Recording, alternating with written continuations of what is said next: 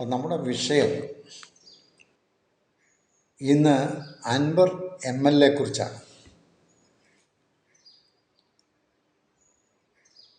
അപ്പം അദ്ദേഹത്തിൻ്റെ വിഷയമാണല്ലോ ഇന്ന് സമൂഹം ഇന്ന് ചർച്ച ചെയ്യുന്നത്. അദ്ദേഹം കഴിഞ്ഞ LDF സർക്കാരിൽ നിന്നും ഗുഡ് ബൈ പറഞ്ഞിറങ്ങിയതിന് ശേഷം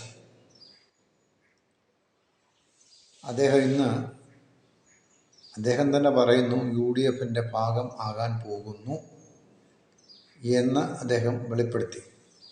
അവരാരും പറഞ്ഞിട്ടില്ല, UDFകാരൊന്നും പറഞ്ഞിട്ടില്ല, എങ്കിലും സ്വയം അദ്ദേഹം വെളിപ്പെടുത്തിയിരിക്കുകയാണ്. അപ്പം LDFനോട് കൂടെ നിന്നിട്ട് അദ്ദേഹം ചില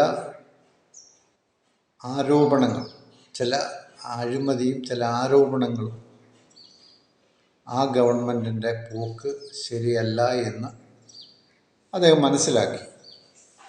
അദ്ദേഹം സ്വയം ഇടതുപക്ഷത്തിൽ നിന്നും മാറി നിന്നുകൊണ്ട് അദ്ദേഹം ചില മീറ്റിങ്ങുകൾ സംഘടിപ്പിച്ച് ചില കാര്യങ്ങളൊക്കെ തുറന്നു പറഞ്ഞു. കുറച്ച് കാര്യങ്ങളൊക്കെ അദ്ദേഹം പറഞ്ഞത് വളരെ കറക്റ്റായിരുന്നു, സംശയമൊന്നുമില്ല.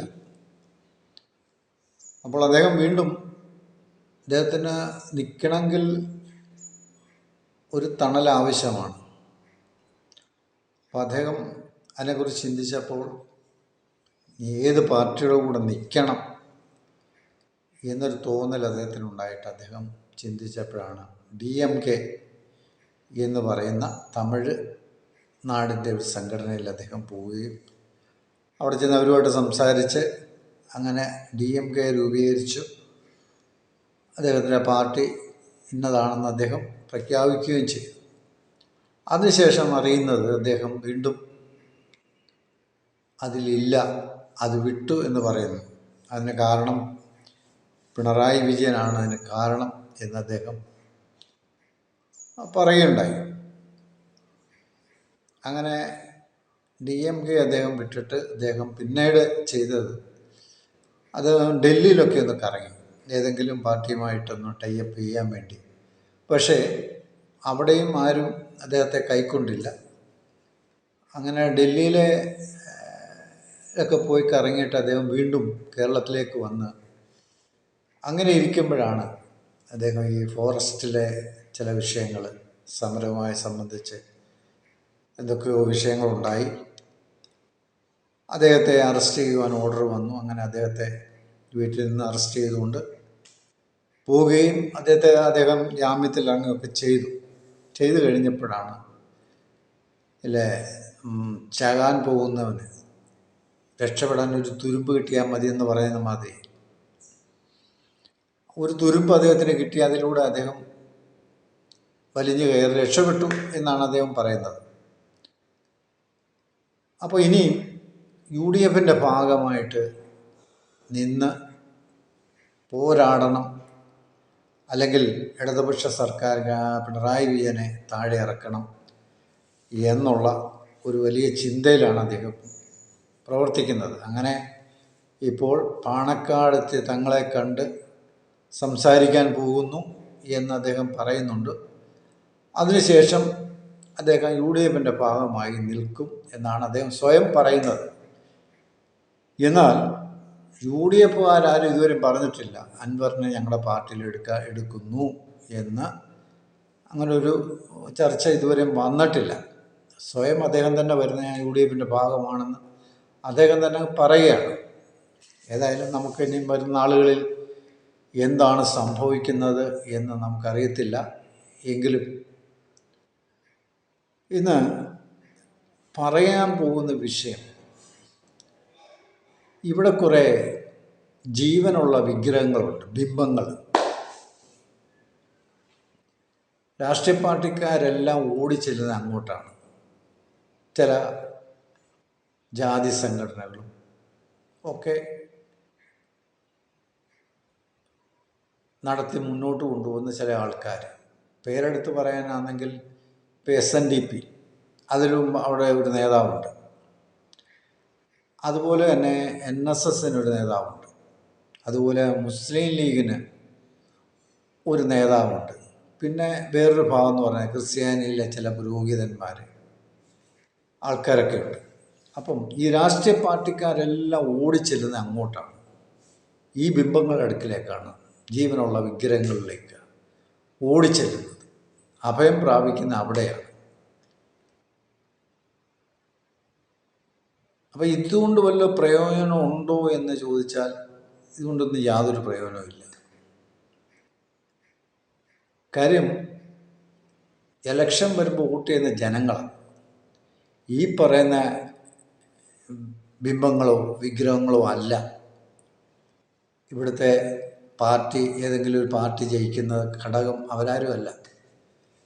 പക്ഷെ എല്ലാവരും ഓടിച്ചെല്ലുന്ന അഭയം പ്രാപിക്കുന്ന ഇവരുടെയൊക്കെ കീഴിലാണ്, ഈ വിഗ്രഹങ്ങളുടെ കീഴിലാണ് ചെന്ന് അഭയം പ്രാപിക്കുന്നത്. ഇവരേതാണ്ടങ്ങ് മറിച്ച് ഇട്ടു കൊടുക്കുമെന്നുള്ള രീതിയിലാണ് ഇവരെയൊക്കെയും പോയി കാണുന്നത്. പക്ഷെ ജനങ്ങളുടെ കയ്യിലാണ് ഈ വർണ്ണചക്രം ഇരിക്കുന്നത്. അവരെന്ത് ചെയ്യുന്നു അവർ വിചാരിക്കണം, ആര് ഭരിക്കണം എന്നുള്ളത് ജനങ്ങളത് തീരുമാനിക്കുന്നത്. ഈ പറയുന്ന പോലുള്ള വിഗ്രഹങ്ങളോ ബിംബങ്ങളോ അല്ല. പിന്നെ കൂടി അങ്ങോട്ടങ്ങ് ചെല്ലുക. ഞാനൊന്ന് ചോദിക്കട്ടെ, ഇവിടെ ബിംബങ്ങളില്ലാത്ത എത്രയോ ജനവിഭാഗം ഇവിടെയുണ്ട്. അവരുടെ നേതാക്കന്മാരെ കാണാനായിട്ട് ഇവരാരും തുനിയാറില്ലല്ലോ, അല്ലെങ്കിൽ പോകാറില്ലല്ലോ. കുറച്ച് പേരും പ്രശസ്തിയൊക്കെ ഉള്ള ആൾക്കാരുടെ അടുക്കിലേക്കാണ് ഈ രാഷ്ട്രീയ പാർട്ടിക്കാർ ഓടിച്ചെല്ലുന്നത്. ഏകദേശം അവരുടെ കൈകളിലാണ് ഇതെല്ലാം ഇരിക്കുന്നെന്നുള്ളൊരു ഭാവത്തോടു കൂടിയാണ് ഇപ്പം എല്ലാവരും അങ്ങോട്ട് കൂടി പോകുന്നത്. ഇപ്പം കഴിഞ്ഞ ദിവസം നമുക്കറിയാം ചെന്നിത്തല പോയത് ഇങ്ങോട്ടാണ്. ഇപ്പം അതിനുശേഷം അൻവർ പോയിരിക്കുന്നത് ഇങ്ങോട്ടാണ്. അപ്പം ഇവരൊക്കെയാണ് ഇവരുടെ ഏതാണ്ട് വലിയ ആൾക്കാരെന്നുള്ള രീതിയിലാണ് ഈ രാഷ്ട്രീയ നേതാക്കന്മാർ ഇവരെയൊക്കെ കാണുന്നത്. പക്ഷെ അത് വെറും മണ്ടത്തരമാണ് ഞാൻ പറയത്തുള്ളൂ. ഇപ്പം NSSൻ്റെ ജനറൽ സെക്രട്ടറി പറയുക, നിങ്ങളുടെ വോട്ടെല്ലാം ഇന്ന ആൾക്ക് കൊടുക്കണം, അല്ലെങ്കിൽ UDFന് കൊടുക്കണം എന്ന് പറഞ്ഞാൽ കിട്ടും. ജനങ്ങൾ വോട്ടെല്ലാം UDFന് കൊടുക്കും. ഇപ്പോൾ വെള്ളാപ്പള്ളി നടേശൻ പറയും SNDPയുടെ വോട്ടുകളെല്ലാം ഇന്നവർക്ക് കൊടുക്കണം, അല്ലെ ഇടതുപക്ഷത്തിന് കൊടുക്കണം, അല്ലെ UDFന് കൊടുക്കണം എന്ന് പറഞ്ഞാൽ ജനങ്ങൾ ചെയ്യൂ, അത് കേൾക്കൂ? ജനങ്ങളത് തള്ളിക്കളയും. അങ്ങനെ പാണക്കാട് ചെന്നിട്ട് അദ്ദേഹത്തെ കണ്ടിട്ട് അദ്ദേഹത്തോട് പറഞ്ഞാൽ മുസ്ലിങ്ങളെല്ലാം തങ്ങൾ പറയുന്നത് കേൾക്കത്തില്ല. ജനങ്ങൾക്ക് ആർക്ക് വോട്ട് ചെയ്യണമെന്നുള്ളത് ജനങ്ങളാണ് തീരുമാനിക്കുന്നത്.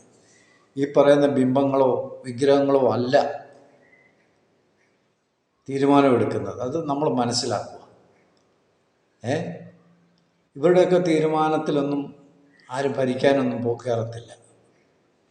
ജനങ്ങൾ തീരുമാനിച്ച് അവർ വോട്ട് ചെയ്തെങ്കിൽ മാത്രമേ അവിടെ ഭരണം ഉണ്ടാകത്തുള്ളൂ. ആര് ഭരിക്കണം എന്നുള്ളത് ജനങ്ങളിലൂടെ തിരഞ്ഞെടുക്കപ്പെടുന്ന സർക്കാരാണ് വരുന്നത്. അല്ലാതെ തങ്ങളെ കണ്ടിട്ടോ, അല്ലെങ്കിൽ NSSനെ കണ്ടതോ, SNDPയെ കണ്ടിട്ടോ, അല്ലെങ്കിൽ ക്രിസ്ത്യൻ സഭകളെ കണ്ടിട്ടോ, അല്ല അവിടെ കയറി ഇറങ്ങി നടന്നിട്ടൊന്നും യാതൊരു കഥയുമില്ലെന്നുള്ള ഇവിടുത്തെ രാഷ്ട്രീയ പാർട്ടിക്കാർ മനസ്സിലാക്കിയത് നല്ലതാണ്. മനസ്സിലായില്ലേ? അവർ പറയുന്നിടത്തൊന്നും ജനങ്ങൾ നിൽക്കത്തില്ല. ജനങ്ങൾക്കറിയാം ആർക്ക് എന്ത് ചെയ്യണം, ആർക്കാണ് ചെയ്യേണ്ടതെന്നുള്ളത് ജനങ്ങൾക്കറിയാം. അവരതുപോലെ പ്രവർത്തിക്കത്തുള്ളൂ. അപ്പോൾ ഈ വിഗ്രഹത്തിൻ്റെയൊക്കെ മുമ്പിൽ ചെന്ന് താണു വീണ് അപേക്ഷിക്കുകയും അവലാതി പറയുകയും ഒക്കെ പറഞ്ഞിട്ട് ഒരു കഥയുമില്ല എന്നാണ് എനിക്ക് പറയാനുള്ളത്. അപ്പം ഇവിടെ അൻവറിന് കുറച്ചു കാലമായിട്ട് ഇങ്ങനെ തിരിഞ്ഞു കറങ്ങി നടക്കും. അദ്ദേഹത്തിന് ചേക്കേറാനായിട്ട് ഒരിടവും ഇല്ല. പണ്ട് നമ്മുടെ PC ജോർജിൻ്റെ കാര്യം പറഞ്ഞ അവസ്ഥയിലായിപ്പോയി അൻവർ. പറഞ്ഞ കാര്യങ്ങളൊക്കെ ശരിയാണ്. പക്ഷേ PC ജോർജിൻ്റെ അവസ്ഥയായിപ്പോയി. പിരിയാച്ചെറുക്കാൻ ആർക്കും വേണ്ട. പിന്നെ എങ്ങനെയോ PC ജോർജ് പോയി ചാണകക്കുഴി വീണ് എന്ന് വേണം നമുക്ക് പറയാൻ. എന്ന് പറഞ്ഞ പോലെയാണ് ഇപ്പം അൻവറിൻ്റെ കാര്യം പറഞ്ഞാൽ. അദ്ദേഹം ഇവരെയൊക്കെ തള്ളിപ്പറയുകയും എതിർത്ത് പറയുകയും ചെയ്തിട്ട് ഇപ്പോൾ ഏക ആശ്രയം അല്ലേ ജാമ്യം കിട്ടി ജയിലിൽ നിന്ന് ഇറങ്ങിയപ്പോൾ സ്വീകരിക്കാൻ ചെന്നതെല്ലാം മുസ്ലിം ലീഗിൻ്റെ ആൾക്കാരാണ്. അപ്പോൾ അതുകൊണ്ട് അദ്ദേഹം വിചാരിച്ച് ഈ മുസ്ലിം ലീഗ് ഞങ്ങൾക്ക് അഭയം തരും, അല്ലെങ്കിൽ UDF ആണ് എനിക്ക് അഭയം തരാൻ പോകുന്നത്, ഇനി അവരുടെ കൂടെ നിന്ന് പ്രവർത്തിക്കും എന്നാണ് ഇപ്പോൾ അൻവർ എടുത്തിരിക്കുന്ന തീരുമാനം. വരും നാളുകളിൽ അതിനെക്കുറിച്ച് നമുക്ക് വ്യക്തമാവും. അൻവർ വേണോ വേണ്ടായോ എന്നുള്ളത് പാർട്ടി തീരുമാനിക്കും. അത് അന്ന് നമുക്ക് അത് മനസ്സിലാക്കാൻ കഴിയും.